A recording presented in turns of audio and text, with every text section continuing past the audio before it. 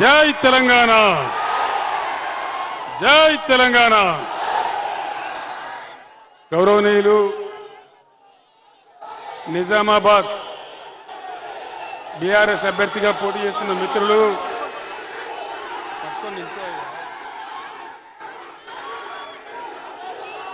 శ్రీ బాజిరెడ్డి గోవర్ధన్ గారు, కరీంనగర్ పార్లమెంట్ అభ్యర్థి మిత్రులు వినోద్ కుమార్ గారు, పెద్దపల్లి పార్లమెంట్ అభ్యర్థి మీ అందరికీ పరిచితుడు కొప్పుల ఈశ్వర్ గారు, వేదిక మీద ఉన్న శాసనసభ్యులు సంజయ్ గారు, కోరుట్ల ఎమ్మెల్యే సంజయ్ గారు, ఎమ్మెల్సీ రమణ గారు, రాష్ట్ర నాయకులు, జిల్లా నాయకులు, ఇంత పెద్ద ఉష్ణోగ్రతలు కూడా తరలి వచ్చినటువంటి నా అన్నదమ్ములకు, నా అక్క చెల్లెలకు అందరికీ నమస్కారం. ఈరోజు పార్లమెంట్ ఎలక్షన్లు జరుగుతూ ఉన్నాయి. 3 పార్టీలు రంగంలో ఉన్నాయి: బీఆర్ఎస్, బీజేపీ, కాంగ్రెస్. నేను మీ అందరినీ ఒకటే మాట కోరుతా ఉన్నా, వినబడుతుంది, నువ్వు లొల్లి చేయకపోతే వినబడుతుంది.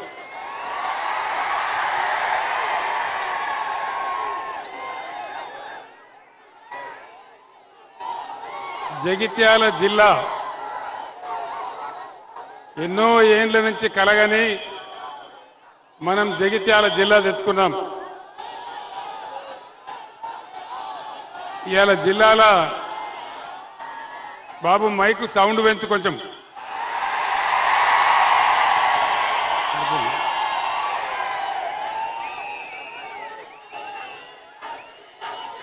Please please please.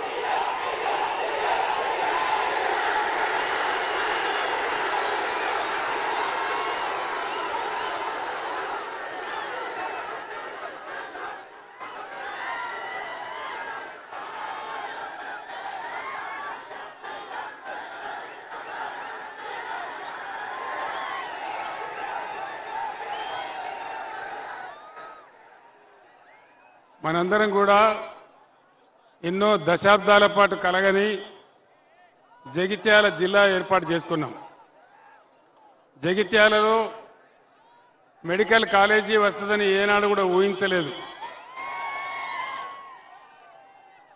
కానీ ఈరోజు ఈ రాష్ట్ర ప్రభుత్వం జగిత్యాల జిల్లా తీసేస్తా అంటున్నది.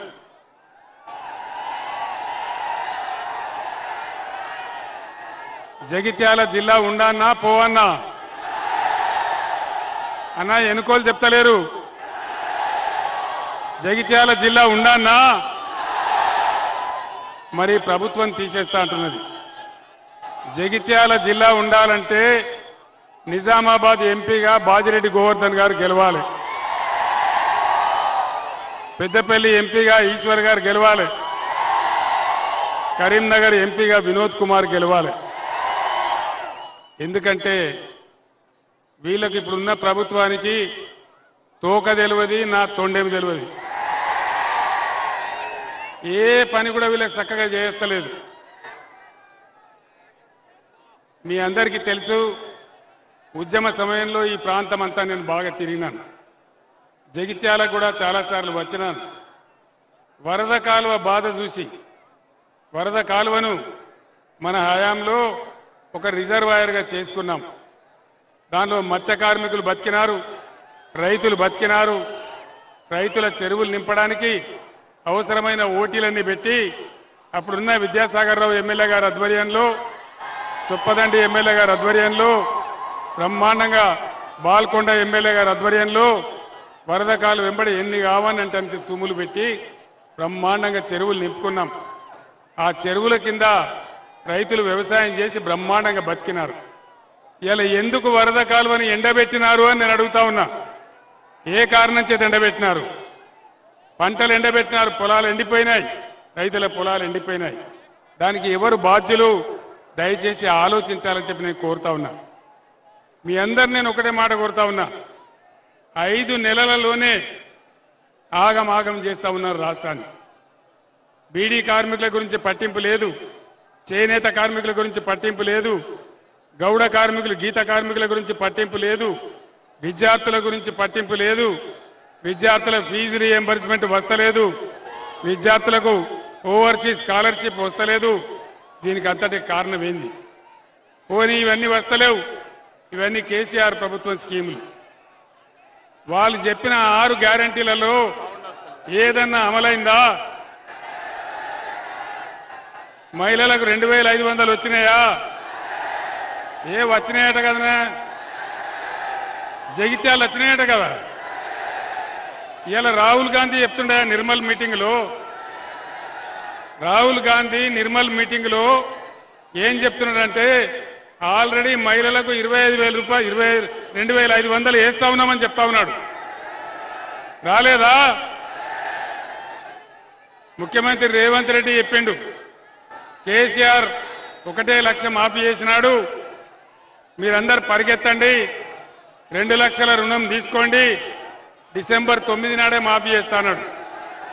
2 లక్షల రుణమాఫీ అయ్యిందా? కాలేదా? జగిత్యాల కడ కూడా కాలే. నేను తెలంగాణ మొత్తంలో ఎక్కడ అడిగినా ఇదే మాట చెప్తా ఉన్నారు. కానీ ముఖ్యమంత్రి ఏం చెప్తున్నాడు? ఇవాళ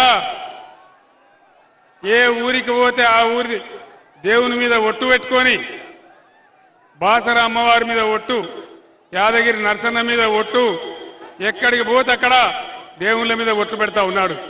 నమ్మచ్చునా ఈ ముఖ్యమంత్రిని? నమ్మే పరిస్థితి ఉందా?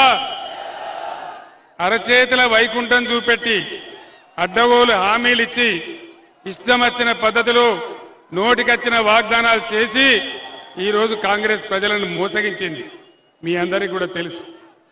ఏ ఒక్కరి సంక్షేమం కూడా చూడడం లేదు. నరేంద్ర మోడీ 10 ఏళ్లైంది దేశానికి ప్రధానమంత్రి అయి. అచ్చే దిన్ వచ్చిందా? సచ్చే దిన్ వచ్చింది. అచ్చే దిన్ రాలేదు కానీ సచ్చే దిన్ మాత్రం వచ్చింది. అడ్డగోలుగా ధరలు పెరిగిపోయినాయి.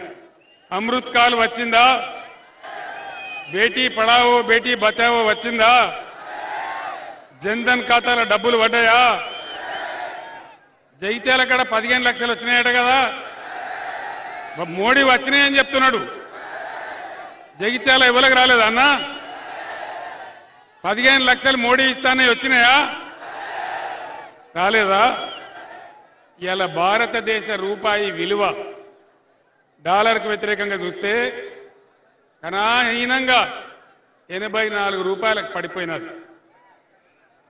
ఎగుమతులు బంద్ అయినాయి, దిగుమతులు పెద్దగా పెరిగిపోయినాయి. దేశానికి 100 లక్షల కోట్ల అప్పు పెరిగింది. ఏ ఒక్క వర్గానికి కూడా మోడీ ప్రభుత్వంలో న్యాయం జరగలే. జరుగుతుందా? ఎవ్వలకు కూడా జరగలే. ఒక దళితులకు, గిరిజనులకు, రైతులకు, మహిళలకు, చదువుకునే విద్యార్థులకు, నిరుద్యోగులకు ఎవరికైనా లాభం జరిగిందా అంటే ఎవరికి లాభం జరగలేదు కదా. ఈ 2 పార్టీలని మీ అందరికీ తెలుసు, దేశంలో భారతదేశంలో ఎక్కడ లేని విధంగా రైతు బంధు అనే పథకాన్ని పుట్టించి దాదాపు 6-7 సంవత్సరాలుగా రైతుల ఖాతాలో డబ్బులు జమ చేసినాం. రైతు బంధు పడ్డదా? రైతులందరికీ పడలే కదా. ఏం పడాలి? కాంగ్రెస్ హామీ ఇచ్చిన మేరకు ఏం పడాలి? రైతు బంధు కాదు, మేము రైతు భరోసా ఇస్తాం, 7,500 ఇస్తాం, సంవత్సరానికి 15,000 ఇస్తామన్నారు. మొదటి 5,000 దిక్కులేవు. రెండవది ఇంకోటి చెప్తున్నారు, మేము రేపు పొలం దున్నికే వేస్తాం, చేసిన వాళ్ళకే వేస్తాం, 5 ఎకరాలకే పరిమితి పెడతాం. మరి 7 ఎకరాలు ఏం పాపం చేసిండు? 6 ఎకరాలను ఏం పాపం చేసిండు? నువ్వు లిమిట్ పెడతా అంటే నువ్వు 20-25 ఎకరాలకు పెట్టాలి, 20-25 ఎకరాలకు పెట్టాలి. కానీ 5 ఎకరాలకు ఏం, 6 ఎకరాలు, 7 ఎకరాలు, 8 ఎకరాలు ఏం పాపం చేసిండ్రు, ఏం తప్పు చేసిండ్రు? అందువల్ల దయచేసి నేను రైతు సోదరులందరినీ కోరుతా ఉన్నా, వడ్లన్నీ కొంటున్నారా? యాసంగి వడ్లు నేను వస్తుంటే రోడ్డు పంట చూసినా ఎక్కడి కుప్పలు అక్కడనే ఉన్నాయి. 500 బోనస్ వచ్చిందా వడ్లకు? బోనస్ రాలేదా? 500 బోనస్ రాలే. బోనస్ బోగసే అయిందా? ఇక్కడ కళ్యాణ లక్ష్మి పెడితే కేసీఆర్ 1 లక్ష రూపాయలు ఇస్తాడు, మేం తులం బంగారం ఇస్తామన్నారు. ఎవరికన్నా తులం బంగారం వచ్చిందా? మీరు తప్పు చెప్తాను. జగిత్యాలలో 2 తులాలు వచ్చిందట కదా, ఏడు 2 తులాలు ఇస్తానట. ఇస్తలేరా? లేదు. తులం బంగారం కూడా తుస్సుమన్నది. అంటే మొత్తానికి అరిచేతుల వైకుంఠం చూపించి చాలా బ్రహ్మాండంగా మనందరినీ కూడా మోసగించింది కాంగ్రెస్ ప్రభుత్వం. ఆనాడు నా ప్రాణం అడ్డం పెట్టి 15 సంవత్సరాలు రాజీ లేని పోరాటం చేసి ఈ తెలంగాణ రాష్ట్రాన్ని మనం సాధించుకున్నాం. నేనక్కడ నిమ్స్ దవాఖానలో పడి ఉంటే మీరందరూ కూడా ఎక్కడి వాళ్ళు అక్కడ నిరాహార దీక్ష శిబిరాలు పెట్టి పులుల్లాగా కొట్లాడితే మన రాష్ట్రం మనకు వచ్చింది. మిషన్ భగీరథ నీళ్లు వస్తున్నాయా? బంద్ అయినాయా? కరెంటు కోతలు మోపైనాయా? మరి ఎక్కడికి పోయింది 9 ఏళ్ళు వచ్చిన కరెంటు? ఇవాళ అసమర్థత. మంచిగా వచ్చిన మంచినీళ్లు పట్టణంలో అయితే పేదలకు ఒకటే 1 రూపాయికి నల్లా కనెక్షన్ ఇచ్చినాం. అందరి పేదల ఇళ్లలో నల్లాలు పెట్టినాం. అందరి ఇళ్లలో నీళ్లు దుంకిచ్చినాం, గోదావరి నీళ్లు. మరి ఇప్పుడు ఏం రోగం వచ్చింది ప్రభుత్వానికి అని నేను అడుగుతా ఉన్నా. వచ్చిన కరెంట్ ఎడిపోయింది, వచ్చిన మంచినీళ్ళు ఎడిపోయినాయి. చదువుకునే విద్యార్థులకు, పేద విద్యార్థులకు 20 లక్షలు విదేశాలలో చదువుకోవడానికి స్కాలర్షిప్ ఇచ్చినాం. అవి బంద్ పెట్టినారు. ఫీజు రియంబర్స్మెంట్ మా బంద్ పెట్టినారు. గురుకులాలలో కలుషిత ఆహారం తిని విద్యార్థులు దవాఖాన్ల పాలవుతా ఉన్నారు. ఎందుకు ఇంత నిర్లక్ష్యం? మీకు చేనేత కార్మికులు పట్టది, గీత కార్మికులు పట్టది, బీడీ కార్మికులు పట్టది, విద్యార్థులు పట్టరు, విద్యార్థుల ఫీజులు పట్టాయి. కేసీఆర్ కిట్ వస్తుందా? అది బంద్ పెట్టినరు. సీఎంఆర్ఎఫ్ వస్తుందా? సీఎం రిలీఫ్ ఫండ్ కూడా వస్తలేదు. మరి ఎక్కడికి మాయమైన ఇవన్నీ? ఇది ఎట్లున్నదంటే అన్న వస్త్రానికి పోతే ఉన్న వస్త్రం పోయినట్టున్నది, అడుక్కోవడానికి పోతే ఉన్న గోచి కూడా గుంజుకున్నట్టున్నది. కొత్త స్కీములు గంగల కలిసినాయి, ఒకటి అమలు కాలేదు. పాత స్కీములు కూడా మొత్తం బంద్ పెట్టేటువంటి ఒక దుర్మార్గం జరుగుతూ ఉంది. బ్రహ్మాండమైన ఐటీలో, పారిశ్రామిక రంగంలో వేల లక్షల కోట్ల పెట్టుబడి తెచ్చినాం. ఇవాళ పేపర్లలో వార్తలున్నాయి. ప్లాస్టిక్ ఇండస్ట్రీ, అల్యూమినియం ఇండస్ట్రీ వాళ్ళందరూ కూడా బేజారైతా ఉన్నారు. అందరూ కూడా ఇక్కడ వెళ్ళిపోవాలని ఆలోచిస్తా ఉన్నారని చెప్తా ఉన్నారు. రాష్ట్రం యొక్క పరువు గంగలో కలిసిపోతా ఉంది. మీ అందరినీ కూడా నేను కోరేది ఒకటే, దయచేసి ఈ దుర్మార్గ ప్రభుత్వం ఏమి చేయదు. ఇవాళ కొంతమంది మాట్లాడుతున్నారు. ఏం మాట్లాడుతున్నారు? బీజేపీకి కాంగ్రెస్కు పోటీ ఉంది, బీఆర్ఎస్కు ఎంపీలు ఎందుకు అని మాట్లాడుతున్నారు. నలుగురు బీజేపీ ఎంపీలు గెలిచిండ్రా? కాదు, 4 ఎంపీలు గెలిచిండ్రు. 4 రూపాయలన్న తెచ్చిండ్రా? ఏమైనా అభివృద్ధి చేసిండ్రా? ఈడ అరవింద్ ఎంపీ గెలిచిండు. పొద్దున లేస్తే విషం చింపడం తప్ప 4 రూపాయల పని అయిందా పని? పసుపు బోర్డు వచ్చిందా? నిజాం షుగర్ ఫ్యాక్టరీ తెరిచిండ్రా? మరి వీళ్ళకి ఎందుకు వేయాలి ఓటు? దయచేసి ఆలోచన చేయండి. మోడీ చెప్పింది జరగదు, ఎంపీలు గెలిచి ఏం చేయరు. ఈ రాష్ట్రంలో ఒక మంత్రి, కేంద్ర మంత్రి ఉంటే 5 రూపాయల అభివృద్ధి జరగదు. దీని మీదికెళ్ళి మోడీ గవర్నమెంట్ మొత్తం జూటా వాగ్దానాలు. సబ్కా సాత్ సబ్కా వికాస్ ఏమైనా అయిందా? ఏం కాలే కానీ సబ్కా సత్యనాశ అయింది. మొత్తం మందిని ముంచేసింది మోడీ. ఇదంతా గ్యాస్ పురాణమే తప్ప ఈ దేశంలో ఎవ్వలకు కూడా ఏమి కూడా చేయలేదు, చెయ్యరు కూడా.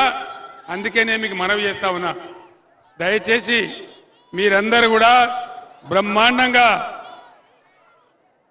బ్రహ్మాండంగా ఆలోచన చేయాలి. యువకులకు నేను ఒక మాట చెప్తా ఉన్నా. జగిత్యాల ప్రాంతంలో కూడా లంబాడా బిడ్డలన్నారు. నేను కూడా లంబాడా తండాలు తిరిగిన.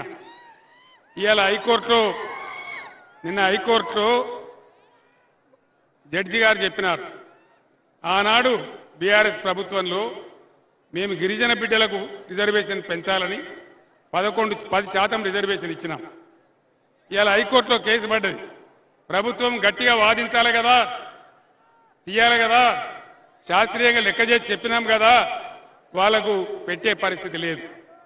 తెలంగాణ ఆనాడు వరద కాలువను రిజర్వాయర్ చేసుకుంటే బ్రహ్మాండంగా 10 నెలల పాటు కాకతీయ కాలువ నడిస్తే మీకు బ్రహ్మాండంగా వడ్లు వండినాయి. 3 కోట్ల టన్నుల వడ్లు వండించినాం. కొనుమంటే మోడీ కొనలేదు. అందరం పోయి ఢిల్లీలో ధర్నా చేసినాం. ఆ మోడీ అంటాడు, మీరు మీ తెలంగాణ ప్రజలకు యాసంగి వడ్లు కొద్దిగా నూకలైతే అంటే మీ తెలంగాణలో నూకలు తినండి అంటాడు. నూకలు తినమన్నటువంటి నూకరాజు ఈ ప్రధానమంత్రి మోడీ. మరి ఇప్పుడు మళ్ళా ఓటేయన్న మనము దేనికోసం వేయాలా? దయచేసి ఆలోచన చేయాలి. ఈ రాష్ట్రం మీది, భవిష్యత్తు మీది. మీరు యువకులు ఆలోచించి ఓటు వేయాలి తప్ప ఆగమాగం ఓటేద్దని చెప్తా ఉన్నా. ఈ బిల్డింగ్ మీద నాకంతా యువ సోదరులు కనపడతా ఉన్నారు. యువ సోదరులారా, ఈ తెలంగాణ మీది, భవిష్యత్తు మీది. కాబట్టి మీ అందరు నేను ప్రార్థిస్తా ఉన్నా, గుడ్డిగా ఓటేయడం కాదు, ఎవరు గెలిస్తే మంచిదని ఆలోచన చేయాలి. ఇవాళ నరేంద్ర మోడీ చివరికి ఏం చేస్తున్నాడు? మనకున్నది ఒకటే గోదావరి నది. ఈ గోదావరిని కూడా నేను తమిళనాడుకు తీసుకుపోతా, కర్ణాటక తీసుకుపోతా అంటా ఉన్నాడు. బీజేపీ ఎంపీలు గెలిస్తే మోడీ ముందర మాట్లాడతారా? చేతులు కట్టుకొని నిలబడతారు తప్ప. అదే బీఆర్ఎస్ ఎంపీలు గెలిస్తే పార్లమెంటులో దద్దరిల్లేటట్టు కొట్లాడతారు.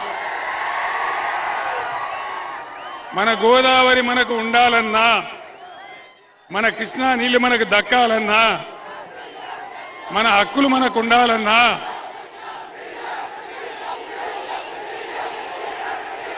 ఎందుకే నేను చెప్పేది వాళ్ళకి అర్థం కావద్దా ప్రజలకు?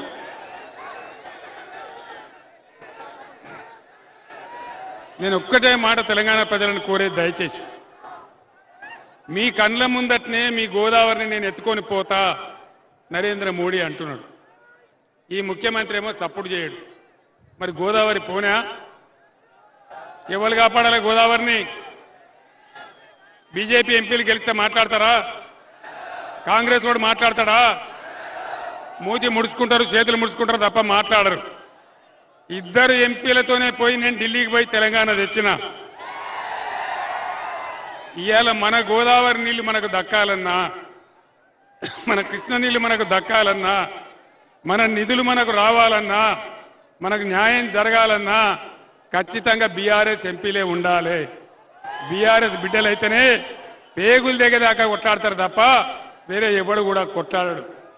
జగిత్యాలలో చాలా మంది రచయితలు ఉన్నారు, మేధావులు ఉన్నారు, మా రమణయ్య సార్ లాంటి పెద్దలు ఉన్నారు. మీ అందరికీ కూడా నేను దండం పెట్టి చెప్తా ఉన్నా, మీ తెలంగాణ బిడ్డగా నేను తెచ్చి తెలంగాణ ఎంత బాగా చేసినో మీ కళ్ళారా మీరు చూసినారు. ఇవాళ నా కళ్ళ ముందన్నే తెలంగాణ ఆగమైతుంటే నేను పిడికిలి బిగించి మళ్ళీ పోరాటానికి వచ్చినాను. జగిత్యాలలో ఉండే రచయితలు, మేధావులు, విద్యావంతులు అందరితో నేను కోరుతా ఉన్నా, చేతుల కృష్ణా గోదావరి నీళ్లు పొడగొట్టుకోవద్దు, మన తెలంగాణ హక్కులు పొడగొట్టుకోవద్దు, మన నిధులు మనం తెచ్చుకోవాలి, అందరం కలిసి ముందుకు పోవాలి. जगित्याल हल्के में रहने वाले सारे मुसलमान बुजुर्गों को, भाइयों को, बहनों को मैं सलाम करता हूं। आप तमाम लोगों से मैं अदबन गुजारिश करता हूं, सोचिए, दानिशमंदी से सोचिए, आज देश का हालत क्या है, क्या हो रहा है इस देश में, क्या ऐसा ही चलना चाहिए? हिंदू, मुसलमान, क्रिश्चियन सभी मिलकर भाईचारे से जीना चाहिए, वो हमारा देश का उसूल है। ये देश किसी का नहीं है, ये देश सभी का है, देश में रहने वालों का है। बीआरएस पार्टी एक सेक्युलर पार्टी है। जब मैं जद्दोजहद चला रहा था तेलंगाना का, उन दिनों मैं कहा अल्लाह के घर में देर है लेकिन अंधेर नहीं। अल्लाह का करम हुआ, हमारे को तेलंगाना हासिल हुआ और तेलंगाना में कैसा कैसा काम किए। सभी को कैसा साथ लेके चले। गरीब हिंदू लोगों को बदकम्मा तोहफा भेजा मैंने, मुसलमान भाइयों को रमजान तोहफा भेजा। क्या अब रमजान तोहफा आया इस बार? आया? नहीं आया? क्यों नहीं आया? क्या मतलब है? क्या मतलब है इसमें? हम सभी मिलकर जीने वाले हैं, इसीलिए आप कहीं गुमराह होके कांग्रेस को वोट देंगे तो खामखा बीजेपी जीत जाएगा, इसमें कोई फायदा नहीं है। इसलिए सारे मुसलमान कौम से, बुजुर्गों से मैं गुजारिश करता हूं कि आप बीआरएस के तायद कीजिए, बीआरएस को वोट डालिए। तेलंगाना को जब तक केसीआर जिंदा है एक सेक्युलर स्टेट ही बरकरार रखेंगे। हम सब मिलकर जिएंगे, खुशी से जिएंगे। माइनॉरिटी बच्चों के लिए मैंने कितना बेहतरीन रेजिडेंशियल स्कूल खोला और बच्चे किस अंदाजे में पढ़ रहे हैं वहां पे, आप देख रहे हैं। ऐसे कई चीजों में हम सबको मिलकर अगर आगे बढ़ना है तो बिल्कुल बीआरएस पार्टी को जिताइए, इतना मैं आपसे अपील करता हूं। సోదరులారా, మీ అందరికీ నాది ఒకటే మనవి, కాంగ్రెస్ మెడలు వంచి, ఈ ప్రభుత్వం మెడలు వంచి 6 గ్యారెంటీలు అమలు చేయించాలంటే బీఆర్ఎస్ పార్టీ గెలవాలి. మన నదులు కాపాడాలంటే బీఆర్ఎస్ పార్టీ గెలవాలి. ఢిల్లీ నుంచి నిధులు రాబట్టాలంటే మన బీఆర్ఎస్ ఎంపీలు గెలవాలి. ఆనాటి నుంచి ఈనాటి దాకా కూడా బ్రహ్మాండంగా తెలంగాణ కోసం పేగులు తెగేదాకా కొట్లాడే ఒకే ఒక పార్టీ బీఆర్ఎస్ పార్టీ, బీఆర్ఎస్ కార్యకర్తలు. కాబట్టి దయచేసి విజ్ఞతతోనే ఆలోచించి మీరందరూ కూడా ముందుకు రావాలని కోరుతా ఉన్నా. జగిత్యాల, కోరుట్ల, మెట్టిపల్లి ప్రాంతాలలో బీడీ కార్మికులు చాలా ఉంటారు. ఏ ప్రభుత్వం అన్నా, కాంగ్రెస్ అన్నా, బీజేపీ అన్నా మీకేనాడన్నా ఒక రూపాయి పెన్షన్ ఇచ్చిందా? బీడీ కార్మికులను ఆదుకున్నది ఒక బీఆర్ఎస్ ప్రభుత్వం మాత్రమే. బీడీ కార్మికుల బతుకులు నిలబెట్టింది బీఆర్ఎస్ ప్రభుత్వం మాత్రమే. ఇలా బీడీ కార్ఖానాలు మోడీ బంద్ చేయిస్తా ఉన్నాడు, ముఖ్యమంత్రి రేవంత్ రెడ్డి దాన్ని డబ్బా కొడతా ఉన్నాడు, మీ నోట్లో కూడా మట్టి కొట్టే ప్రయత్నం చేస్తా ఉన్నారు. కాబట్టి బీడీ కార్మికులు కూడా విజ్ఞతతోనే ఆలోచించి ఠేకేదారులందరూ కూడా చైతన్యం తీసుకొచ్చి బీఆర్ఎస్ను గెలిపించాలి. బీఆర్ఎస్ గెలుపులోనే తెలంగాణ గెలుపున్నది, బీఆర్ఎస్ విజయంలోనే తెలంగాణ విజయం ఉన్నది. కాబట్టి దయచేసి మేధావులు, విద్యార్థులు, యువకులు అందరూ కూడా విజ్ఞతతోనే ఆలోచించి బ్రహ్మాండంగా బీఆర్ఎస్ పార్టీని గెలిపించండి. కేసీఆర్ గుండె చీల్చితే తెలంగాణ ఉంటుంది. కేసీఆర్ బతుకున్నంత వరకు తెలంగాణ కోసం అంకితమై పోరాడతాడు తప్ప నాకు వేరే లక్ష్యం లేదు. కాబట్టి మీ అందరు దయచేసి ఇక్కడ నిజామాబాద్ ఎంపీగా బాజిరెడ్డి గోవర్ధన్ గారిని, పెద్దపల్లి ఎంపీగా ఈశ్వర్ గారిని, కరీంనగర్ ఎంపీగా వినోద్ గారిని గెలిపించమని కోరుతూ నేను సెలవు తీసుకుంటా ఉన్నా. జై తెలంగాణ, జై తెలంగాణ. కారు గుర్తుకే, కారు గుర్తుకే. జై తెలంగాణ. ధన్యవాదాలు.